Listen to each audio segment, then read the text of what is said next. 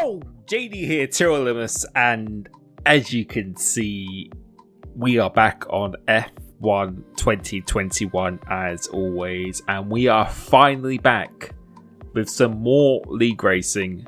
This is BRS, the British Racing Series on Xbox, round 3, and we arrive at Imola, which is a track I very much enjoy.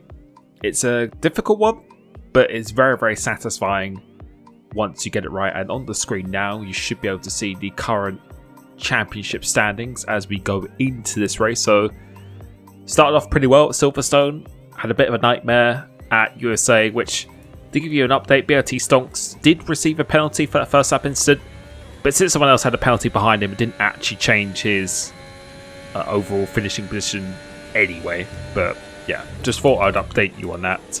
And as we come into this race here, obviously we're looking to get our championship back on track.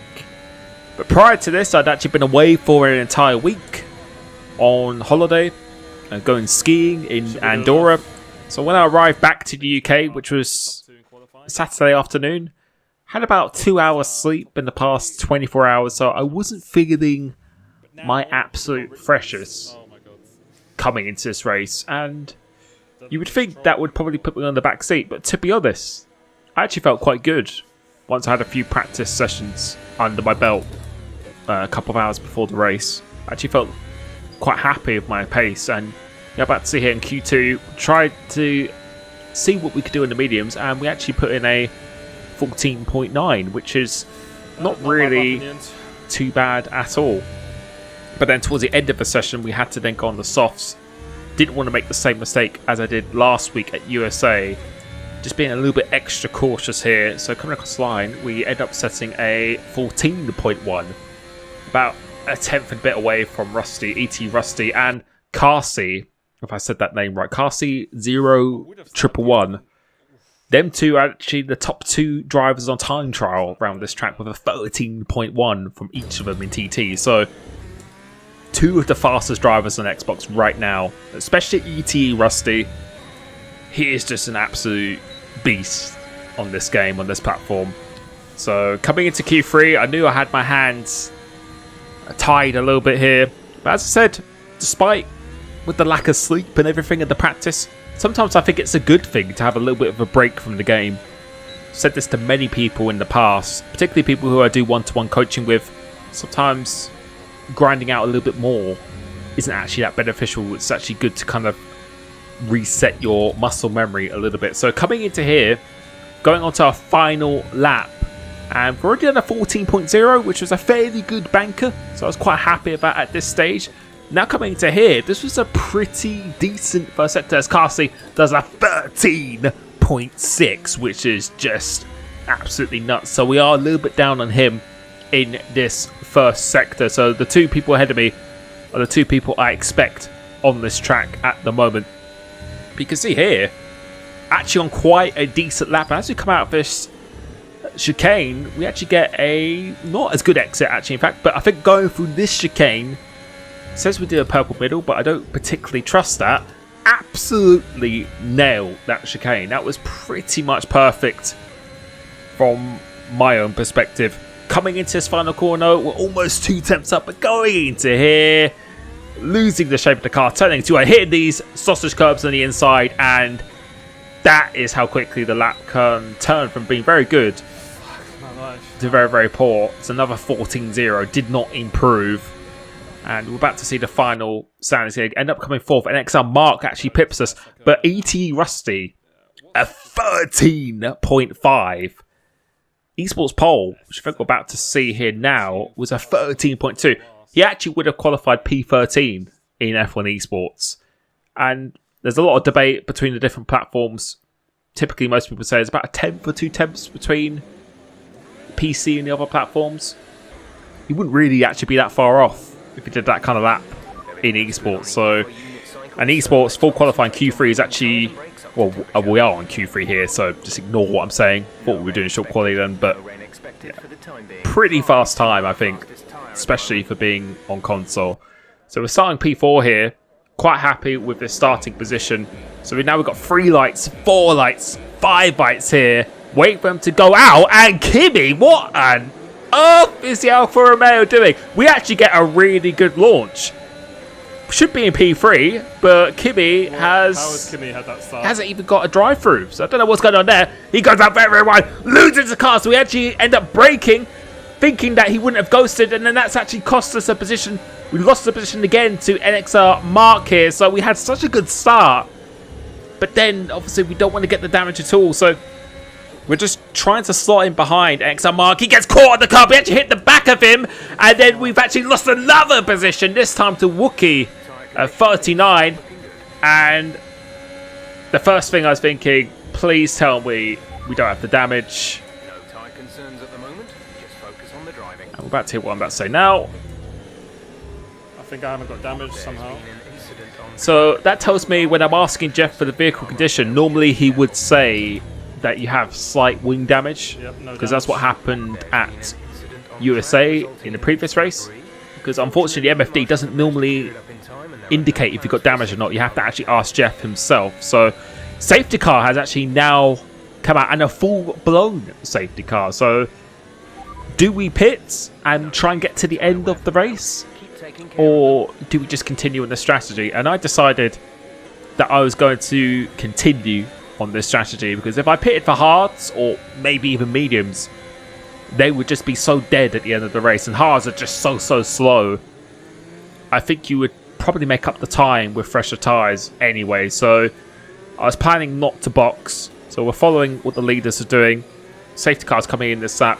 May notice the squeaky pedal has made a return.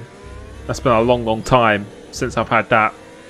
Need to spray some, not WD-40, but some lubricant of some sort to try and fix that. But yeah, squeaky pedal has come back into the picture. But yeah, we're P4 in this race now.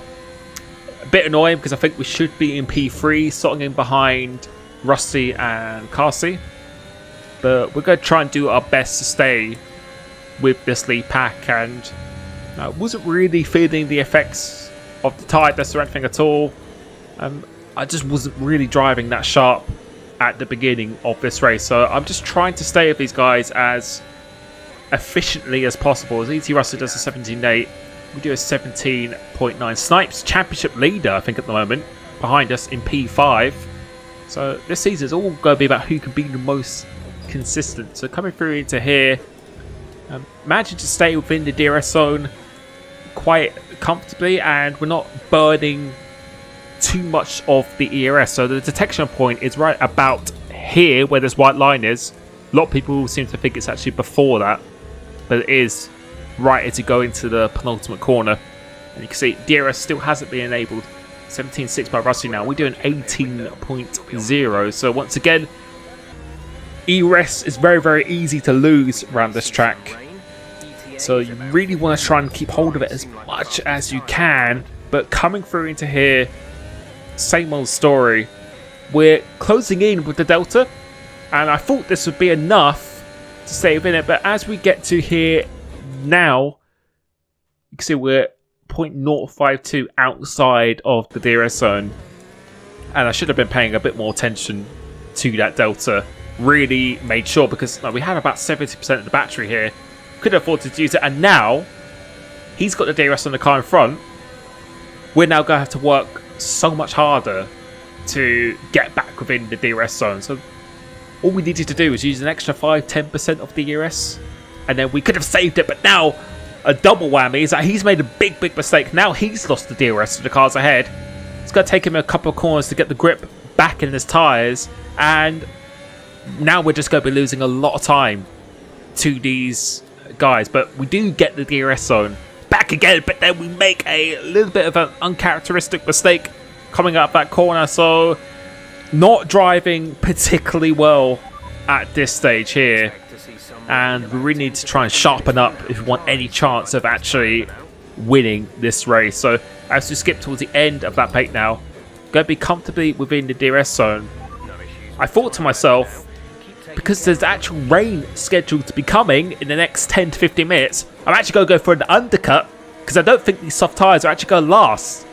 until the rain is scheduled. So in qualifying, it said that the rain was going to be coming at 30 minutes into the race.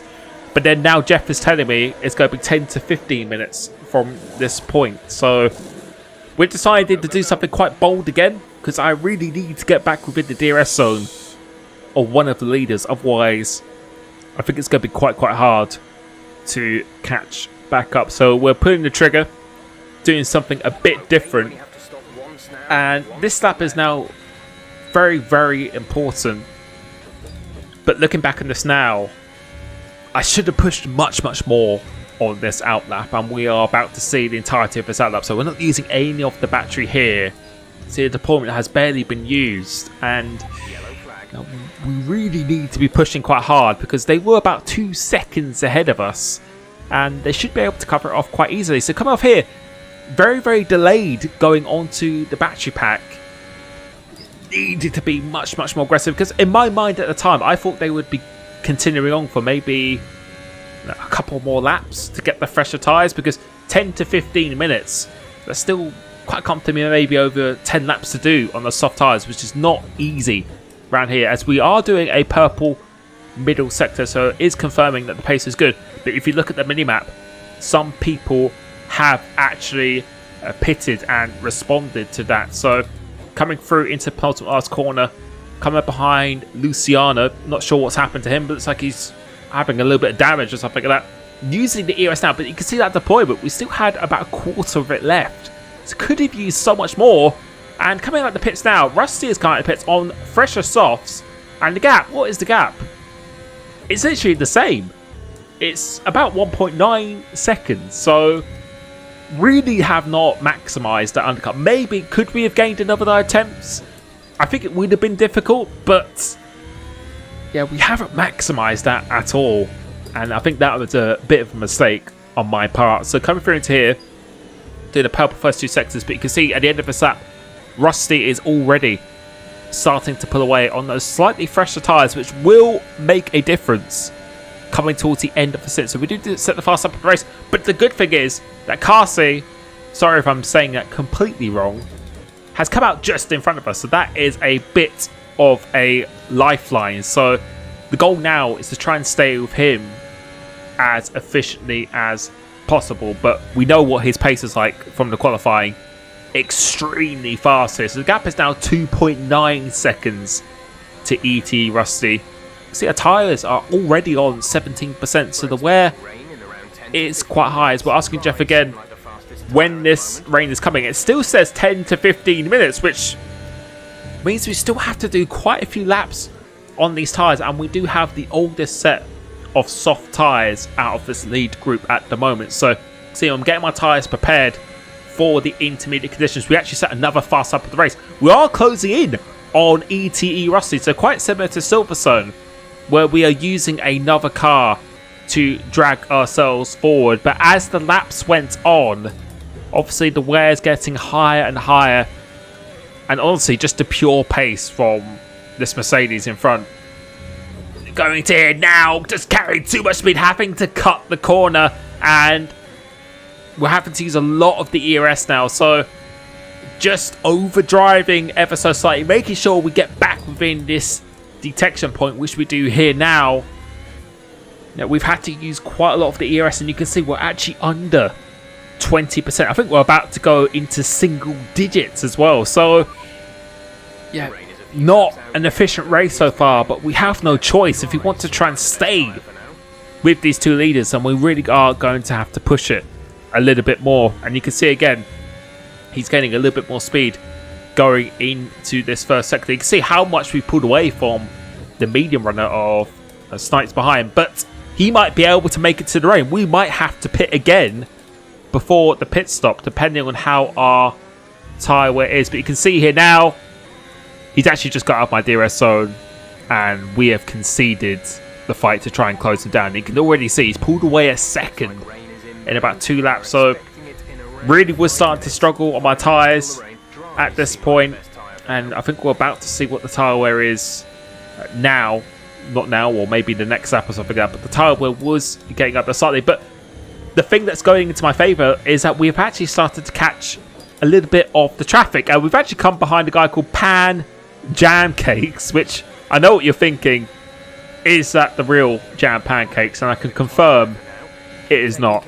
It is someone else. But always good to see a familiar name once again. But as the laps progress, we started to catch this train, and I wasn't actually losing much time. I was actually gaining time back on the leaders, and you can see we've actually closed in the gap a bit more. So through this traffic, they're struggling to get through this traffic now, because this track is very, very difficult to actually overtake. ERS gets punished if you overuse it, and it always provides such intense races. You can see I think we're about 50% on the rear tyre, so the sky still doesn't look that bad at this stage, as we're about to come across my teammate in the Haas who hasn't pitted yet. As we come up through into here, it says his AI is on, which means he's actually decided to pause the game, and Fucking hell, man. it's probably not a good time to be pausing. So I'm not sure what was happening to him there. No idea if he was pausing or not, or he had a glitch or something, but this isn't particularly helpful at this stage of the race. And now we've actually started to lose.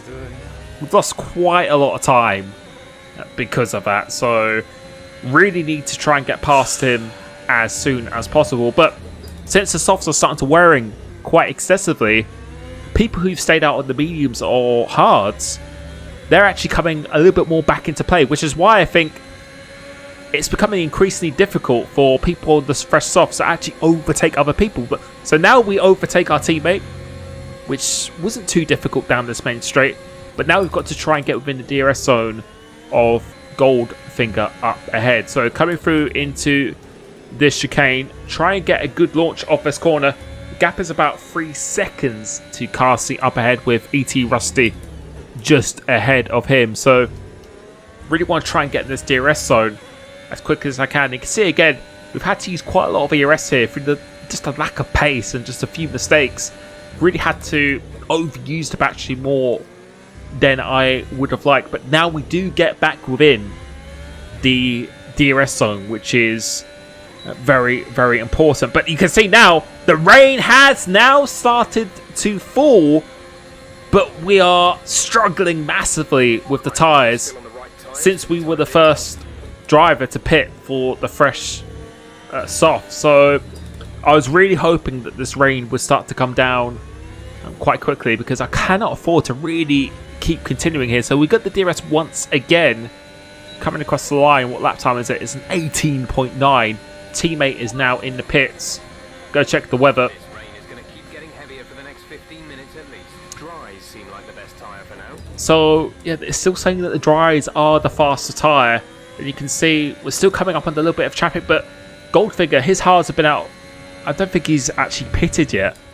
We're lapping pretty much at roughly the same pace, because my tyres, you can see they're on the red indicator. As my teammate now retires from the race, what's that going to do? It's going to bring out the full safety car, which, in all honesty, I was actually quite happy to see Safety car. the full safety car, because in these kind of conditions, it's weird that the softs of the dry tyres are actually still the much faster tyre in these conditions. So that was kind of a godsend really for me, a lifeline as back into this race. Because I think if we did another lap on these tyres, we would have been in the punch territory. Goldfinger decides to continue along with, I think there's someone else who might be continuing, or other people behind might just be taking a risk and proceeding with this race. So we'll go box for intermediates, because I was quite confident that towards the end of the race, with this rain coming down, I've had this before where the rain is very, very light. Normally takes about 5 to 6 laps for it to become very settled into the track, and then wets really do take over. So we're in P10 in this race at this stage. Now we're going to try and get a good restart. So as we skip towards the restart of this race, just trying to really, really heat up the tyres as much as possible. Actually increase my wing to increase it by 1 on the front, which, if you join my YouTube member Discord by clicking the join button, I have uploaded this full setup to my YouTube members. And you can see Snipes behind me is actually on the soft tyre, and I decided to let him go because it appeared at this stage that the softs were still a very, very good tyre in these conditions. All the dry tyres were still working very well in these conditions, and you could just see he's just absolutely breezing past people on the wet tyres. But we've still got 6 laps to go. I don't think that's going to last too long towards the end of the race, but sometimes you never know. We've had races before where the softs or the dries keep on actually working despite it being a wet track here. So I think we're actually going to be staying on board for the rest of this race. So apologies, this is going to be a bit of a long one. It's quite a lot of raw footage here, but I think you won't be disappointed of how this race climaxes at the end, because this track, honestly, you have to be so precise. The strategy is quite open, very easy for track limits, very difficult to overtake, and it punishes you so much if you don't manage your battery correctly and your tyres as well. It's pretty much got everything around this track, and it's very satisfying to drive as well. So right here, we are still in this race, completely still in this race, as we've now got BRS Ermine behind, who is on the softs as well. But I was really trying to get past MBSFN as soon as possible to go down the inside here. But using our head, we're not going to do anything reckless because it's going to be very easy to make a collision. As Ermine, you can still see that the dry tyres are working very well here. So we're not most likely going to be holding them up too much. See a little bit of a side-by-side action. Rusty going down the inside of anyway Maris. And they're getting a little bit feisty. Red Bull gets a very good exit from this corner, and we're not going to fight this at all because it's very clear that the dries are still the fastest tyre in these conditions. I was kind of hoping that I could maybe use him to get through this pack. So that's exactly what we're going to try to be doing here. See, he has a penalty in front. I have 2 people behind a penalty, and you can just see the pure traction. Absolutely no effort for him to overtake MBSFN. So we're trying to get a good exit off this corner. End up not doing so, and he's already past ETE Rusty. So it's actually looking really good for the dry tyres at this stage of the race here. But they need to hope that the weather doesn't constantly get worse and worse. So coming through into here, DRS has now been enabled. So despite it raining, apparently it's still dry. So yeah, Jeff has just told me that the dries are still the fastest tyre. So at the moment, it is not working out, and we're actually outside of the point. So this will be an absolutely disastrous past 2 races. You can see again Rusty and Maris go side by side, but then we get the 3-second time penalty. And normally my number one goal is to not get any penalties, but just a very clumsy mistake there. And how much is that going to cost us at the end of this race? But I felt at this stage of the race I was actually driving very well. I mean, increasing that front wing, and with the setup I was using, I felt like I had a lot of pace underneath me in these conditions. So that's why never ever give up. Keep on persisting. So coming through it here, do we do the chicane? MBSFN gets a little bit wide onto the curb, and you can see the traction we have. So much better than the Aston Martin. And I don't think it's going to fight this too hard. And now we are behind one of our main championship rivals, ETE Rusty. But the championship leader is way ahead on the soft tyres. So it's absolutely working out for those guys at the moment. DRS is still enabled at this stage of the race, which means Rusty is going to have a pretty good opportunity to overtake Mars, go around the outside of him, going into turn 1 without the DRS. Without the DRS in wet conditions, it's very hard to overtake. So that was a pretty good opportunity for him. So now we've got to try and get past Maris.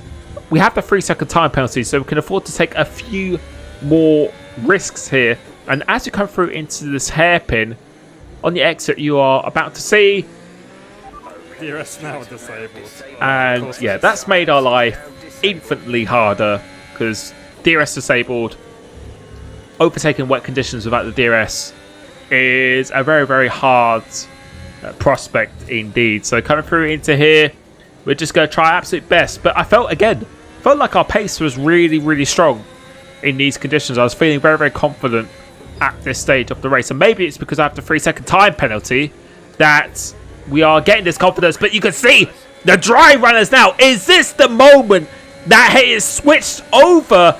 The dries are just not working anymore at all. And the gamble that those guys did looked like it was paying off. But now you can see that these tyres are just not working. But we only have about 3 laps of this race to go, including this one here. So I think Ermine has had to pit for the intermediate, so he's out of the race. So now we're back up into P9, but now we're seeing Goldfinger, who stayed out on those hard tyres in the intermediate condition. He's got absolutely no grip whatsoever. And now we have gone up into P8. MBS7 has left the session, so I'm not sure what has happened to him. And let's see who is the next dry runner. We can see they made such a big gap, was working so well at the start of the stint, but now the weather is well and truly intermediate conditions.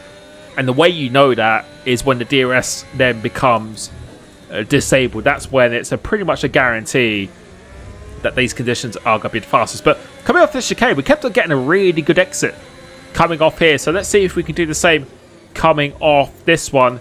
Getting a good line come off here, but then it's Carsey who is on the medium tyres, and we get a really good run on anyway. Morris coming through it. Do we go down the inside of the last corner? No, we don't. So again, being sensible, but then that's the championship leader. That is Snipes SB. His tyres are now completely gone, and now his race is completely over. So in a matter of 2 laps, we've gone from outside the points into P5 now as someone actually pits. Now we're going to have a good run on Morris. He doesn't defend the position, presumably because he thinks he knows I have a time penalty, but sometimes it is actually worth defending that position, as Rusty up ahead has 6 seconds of time penalties now. So as long as we save in 3 seconds, we're going to beat one of our main rivals in this championship. So shows how quickly the tables can turn. But if only we didn't have this penalty. If we did not have this penalty, we would be in a net P2 right now. But there's no real point saying that. No, it's all if, buts, could have, would have, should have. No, if they didn't have penalties in front, then it wouldn't have made a difference or anything at all. So you can never look at things in that way. But still, at this moment, when this is actually happening, it is frustrating. So I'm just going to be doing my absolute best to be giving it everything going into the last lap, because I don't know how many worth of penalties the leader actually has at this stage, which I think is GPR Dizzy, who's leading this race at this stage, which I don't know where he qualified, but somehow managed to be in the right place at the right time. So let's see what we can get the gap down to from NXR Mark. But as long as we save in 3 seconds of ETE Rusty, then we will be taking that position. So coming through into here, just going to be giving it everything we can on this last lap. But Morris behind doesn't have a time penalty. We have actually broken out of the 1 second window, but to pull 2 seconds in 1 lap, especially on Morris, is going to be a big ask. But again, we're just going to give it absolutely everything here. Go use all the ERS for the rest of this lap and just see where we can finish. So the gap is 1.3 seconds up to ET Rusty, 1.4 behind, 2.5 to Mark. So we are probably the quickest car out of this train at the moment in these conditions here. So going to save a bit of the ERS on the exit of this final chicane. So really trying to take it as much as possible, getting a good launch of this corner. Now we are using the ERS coming into the final chicane, almost 2 seconds to the car behind, but I don't think we're going to be gaining a second in the last corner. So just going to be giving it absolutely everything here. Coming off the last corner, who wins the race? It's going to be GPR Dizzy coming across the line. Where do we come? Looking at the top left, it says we've gone into P3, but then as Morris crosses it, we're back into P4. And oh, if only I didn't get a penalty. if we didn't get a penalty, we would have won this race because Dizzy had a penalty as well. I think he had 6 seconds worth of a penalty. So if we didn't get that final track validation, we would have won this race. But again, all if, but, and maybes. But honestly, during the circumstances, I was actually quite happy with this result. How I felt I drove quite well at the end of this race. And yeah, I really hope you enjoyed it. So next race, I think, is Brazil with a sprint qualifying format, if I'm not mistaken. So that will be this Saturday coming up at 7:30 on my YouTube live. And yeah, just want to say thank you so much for the support on my videos. The championship standings have not been updated because there are still a few student inquiries going on, but I will always update them at the start of every race I do. So yeah, and hopefully you enjoyed this. So thank you so much, and I'll catch you very, very soon. Peace.